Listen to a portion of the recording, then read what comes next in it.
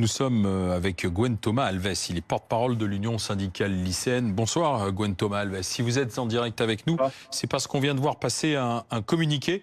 Rafah sous les bombes, bloquons nos lycées. Voilà, ça vient d'arriver, ça tourne sur les réseaux sociaux. Vous appelez à bloquer les lycées en soutien à Gaza, c'est ça? À partir de quand? Absolument, c'est un blocus, c'est un appel au blocus à effet immédiat, conformément au mouvement qu'on avait lancé il y a maintenant 2-3 semaines aux côtés des étudiantes et des étudiants. Aujourd'hui, il y a urgence à pouvoir agir en faveur d'un cessez-le-feu et de la reconnaissance de l'État palestinien, et c'est la raison pour laquelle on se joint à cette mobilisation qui s'est intensifiée au cours des derniers jours, avec des dizaines de milliers de personnes qui traversent les rues de Paris et les rues de toute la France pour demander la paix à Gaza. Et donc c'est la raison pour laquelle on appelle, nous, à l'USL, au blocus de tous les lycées à partir d'aujourd'hui. Bloquer son lycée, en quoi le blocage de votre lycée va provoquer un cessez-le-feu sur place, pourrait entraîner un cessez-le-feu sur place? Quel est le lien en fait? J'essaie de comprendre. Oui, mais c'est pas Emmanuel Macron qui peut imposer un cessez-le-feu à Gaza. C'est Emmanuel Macron qui a un service diplomatique qui peut influencer la position d'Israël. Il appelle au cessez-le-feu. Bien sûr, il appelle à la reconnaissance de l'État palestinien, il ne le fait pas, c'est la raison pour laquelle nous on appelle au blocus. Il a dit qu'il était d'accord, mais pas tout de suite, c'était pas un bon moment. D'ailleurs, depuis que la Norvège et l'Espagne ont reconnu, ça n'a rien changé sur le conflit israélo-palestinien. Ce n'est pas un problème d'émotion, c'est un problème de courage politique. Ça fait depuis, évidemment, il ne faut pas le faire aujourd'hui. Ou d'efficacité plutôt. Il y a des années. Il fallait faire il y a des années cette reconnaissance de l'État palestinien, comme ce qu'ont fait plus de 140 États dans le monde. Mais Gwen Thomas Alves, je suis en train de lire votre communiqué, pardon, hein. Je regarde sur mon portable ce communiqué qui est arrivé. Rafah sous les bombes, bloquons les lycées.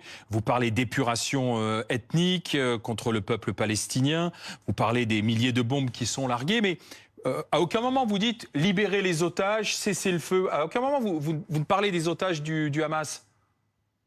Ah mais on a une position très claire là-dessus. Il faut libérer tous les otages. Oui, mais elle n'est pas claire dans le communiqué. Elle n'est pas écrite dans le communiqué. Vous voyez, vous pourriez dire libérer les otages, arrêter les bombardements, cesser le feu, mais ce n'est pas écrit. Mais de la même façon qu'on n'a pas, dans le communiqué de presse, on n'a pas écrit qu'il faut libérer les prisonniers palestiniens retenus par Israël. Et pourtant, on le pense aussi. Et c'est aussi. Vous faites la comparaison entre des otages et des prisonniers palestiniens. Des prisonniers qui sont retenus dans d'infâmes conditions, comme ce qu'avait montré CNN il y a plusieurs jours. Et après, non, on ne fait aucune comparaison. Il y a aujourd'hui des détenus, il y a des gens qui sont détenus par le Hamas illégalement depuis les attaques terroristes du 7 octobre, qu'on a condamné évidemment. Et c'est aussi grave que des otages. Mais il n'y a pas une question de c'est qui est le plus grave. À la fin, c'est des êtres humains qui sont retenus illégalement dans des conditions qui ne sont pas... Alors, monsieur le député Armand. Monsieur, parce que j'ai été extrêmement choqué, je ne reviens pas sur l'absence d'appel à la libération des otages, y compris français, mais monsieur, vous êtes français et vous parlez des victimes du 7 octobre comme des personnes détenues illégalement. Est-ce que vous vous rendez compte de la gravité de ce que vous dites? Dans les otages, il y a des femmes qui ont été et qui sont toujours violées tous les jours par le Hamas et des enfants. Et vous parlez de personnes détenues également. Est-ce que vous croyez que vous servez la cause palestinienne quand vous ignorez les viols, les massacres et les détentions d'otages? Est-ce que vous ne pouvez pas une seconde vous élever à la hauteur de l'événement et qualifier clairement de scandaleux, de honteux le fait qu'il y ait des otages qui soient encore tous les jours violés, dont les familles de victimes reçoivent des appels des terroristes du Hamas en leur disant peut-être qu'aujourd'hui on va violer ta fille. Est-ce que vous vous rendez compte une seconde de ce que vous avez dit? Une prise d'otage, c'est illégal ou légal? Hein? De prendre quelqu'un en otage, c'est illégal.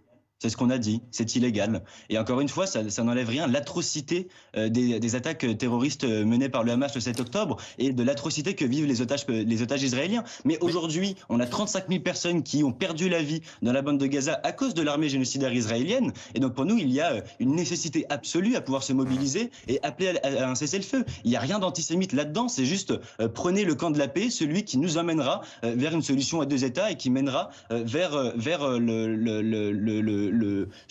sauver en fait des vies palestiniennes. Un mot sur l'État palestinien. Un mot, s'il vous plaît, sur l'État palestinien. Quel État palestinien? Sur quelle frontière? sur les frontières décidées par l'ONU, avec à côté un État israélien, conformément à ce qui a été décidé. Encore une fois, enfin, à chaque fois, on nous demande si on condamne les attaques du 7 octobre et si on est pour ou contre un État israélien. Enfin, c'est évident, évidemment qu'on condamne les attaques du 7 octobre et évidemment qu'on ne nie Mais pas. vous ne parlez pas l'existence des d'un otages État dans votre communiqué, c'est ça qui nous a israélien. interpellés, c'est pour ça. Vous invisibilisez Et pareil toujours pour les otages. Enfin, Vous n'êtes même pas capable de dire on- otage, vous dites personne détenu illégalement. Je pense que tout le monde aura compris. Mais une prise d'otage, c'est quelque chose d'illégal. Vous pouvez pas dire le contraire. Enfin, c'est le droit international qui le dit. Enfin, à un moment donné, enfin, excusez-moi de me fier au droit international.